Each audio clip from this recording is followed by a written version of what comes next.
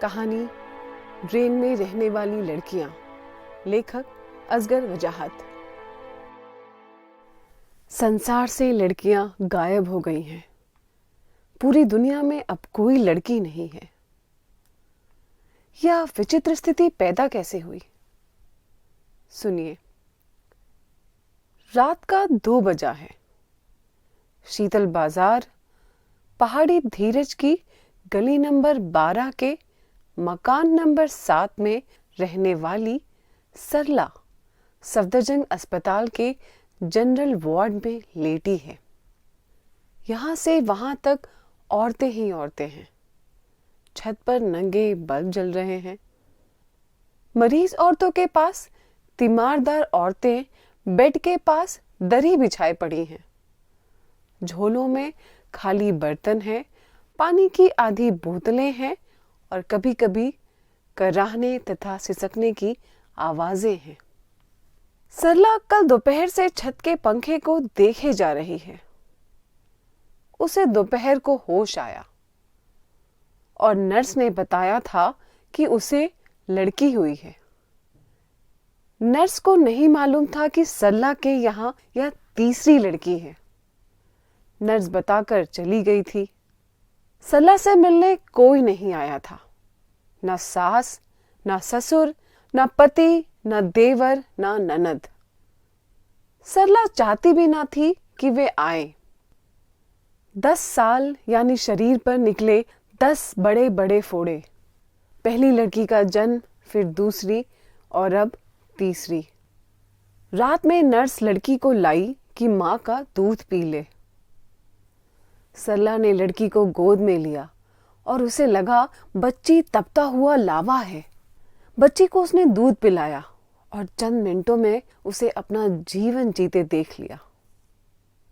सरला बच्ची को लेकर उठी, बाथरूम गई, बच्ची को पॉट में डाला और जंजीर चला दी। वह यह देखने के लिए नहीं रुकी कि बच्ची फ्लश के पानी से बहकर गटर में गई या नहीं।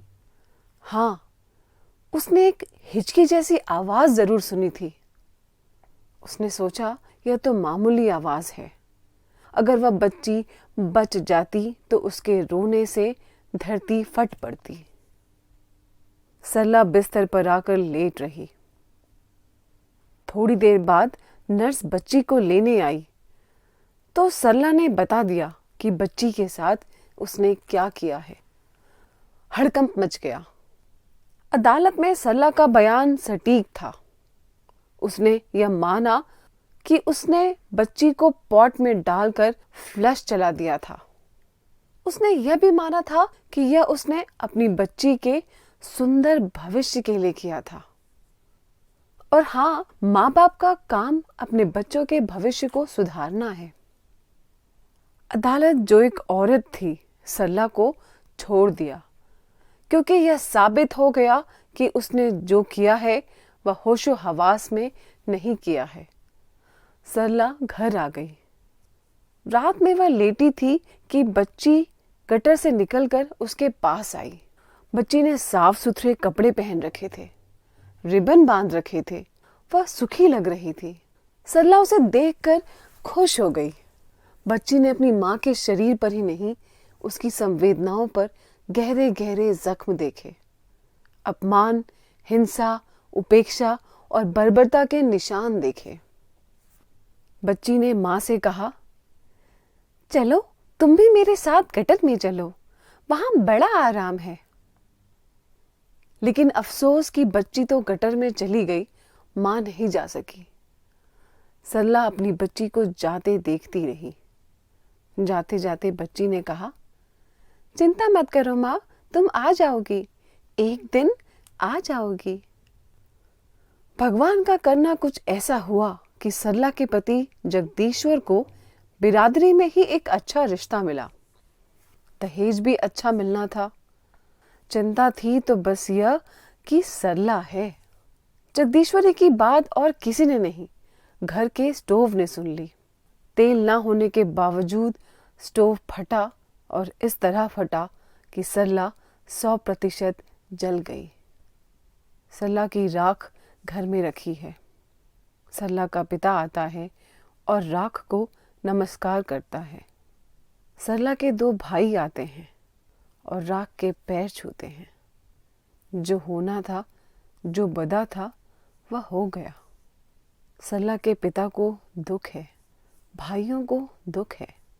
वे पुलिस में बयान देते हैं कि यह वास्तव में दुर्घटना थी।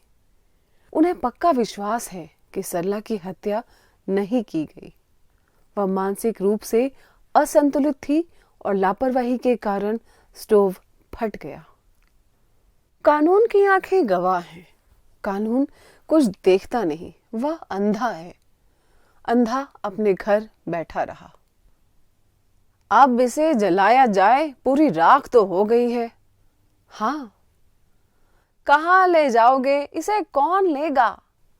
हाँ। तो एक काम ना करें क्या? इसे गटर में बहा दें, जहां इसने अपनी बेटी को बहाया था। वह जगह इसे बहुत पसंद है। हाँ। मुकदमा कौन लड़ेगा? गवाहियां कौन देगा? पैसा कौन खर्च करेगा? बड़े लड़के की दुकान है। सुबह 8 बजे जाता है, रात 8 बजे आता है। छोटा लड़का प्रॉपर्टी डीलर है। सुबह 7 बजे निकलता है, रात 11 बजे आता है। मुझे खुद मोतियाबिंद है, हाई ब्लड प्रेशर है। पेंशन के पैसे पूरे नहीं पड़ते। एक लड़की ब्याहने को बैठी है। बिरादरी में बदनामी हो गई कि मुकदमेबाज है, तो लड़का भी ना मिलेगा। रात में जब सब सो गए तो सरला का पिता बहुत रोया, बहुत रोया, बहुत ज्यादा रोया। फिर चुप हो गया। गायत्री मंत्र का जाप किया, मन को शांति मिली। शांति स्थायी साबित हुई। उसी रात ड्रेन में, यानी गंदे नाले वाले बड़े पाइप में सरला को बच्ची मिल गई। बच्ची तेजी से बड़ी हो गई थी। वह मां को देखकर प्रसन्न हो गई। मां बेटी से मिलकर जीवन में पहली बार खुश हो गई। ड्रेन के अंदर लड़कियां ही लड़कियां हैं। पूरी दुनिया है, पर वहां सिर्फ लड़कियां हैं।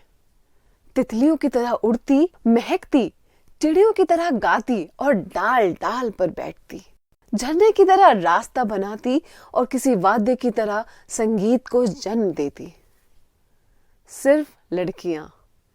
हर जगह, बाजारों में, घरों में, सिनेमा हॉलों में, होटलों में, कारखानों में, दुनिया में जहां है सिर्फ लड़कियां हैं। ट्रेन के अंदर लड़कियों की दुनिया आबाद है। ट्रेन में लड़कियों की संख्या बढ़ती रही।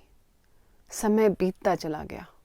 लड़कियां संसार से गायब हो होकर ट्रेन में आती गईं और आखिरकार दुनिया में लड़कियां खत्म हो गईं। यानी सब लड़कियां ट्रेन में पहुंच गईं। अब जो पुरुष संसार में बचे, उन्हें बड़ी परेशानी का सामना करना पड़ा। संयोग की बात यह कि किसी आदमी ने एक दिन गटर खोला तो उसे अद्वितीय सुंदरियां दिखाई दी। वह बेहद प्रसन्न हो गया, पर डर गया। उसने गटर बंद कर दिया। पर जैसा कि कहते हैं, पुरुष के पेट में बात नहीं पचती। उसने यह बात सभी पुरुषों को बताई कि गटर में तो अद्वितीय सुंदरियां रहती हैं। ऐसी लड़कियां हैं कि स्वर्ग में वैसी अप्सराएं भी ना होंगी। लोग यह बात एक दूसरे को बताते रहे। पर जैसा कि होता है, यानी हिम्मत वाले कम होते हैं, वैसा ही यहां भी हुआ, यानी हिम्मत कोई ना कर सका। हालांकि सुंदर लड़कियों का ख्वाहिशमंद कौन पुरुष ना होगा। बहरहाल एक दिन एक सबसे हिम्मती पुरुष ने यह फैसला किया कि वह गटर में उतरेगा। दूसरे सब पुरुषों ने अपना पुरुषत्व उसे दे दिया, क्योंकि वे गटर में उतरने का साहस नहीं कर सकते थे। बहरहाल यह आदमी गटर में उतरा। उसकी तो आंखें खुली की खुली रह गई, जुबान गूंगी हो गई। वहां जो उसने सुंदरता देखी उसकी तो उसने कल्पना तक ना की थी। आदमी ने सरला की लड़की से निवेदन किया कि वह उसे अहदे वफा बांध के उसकी हो जाए।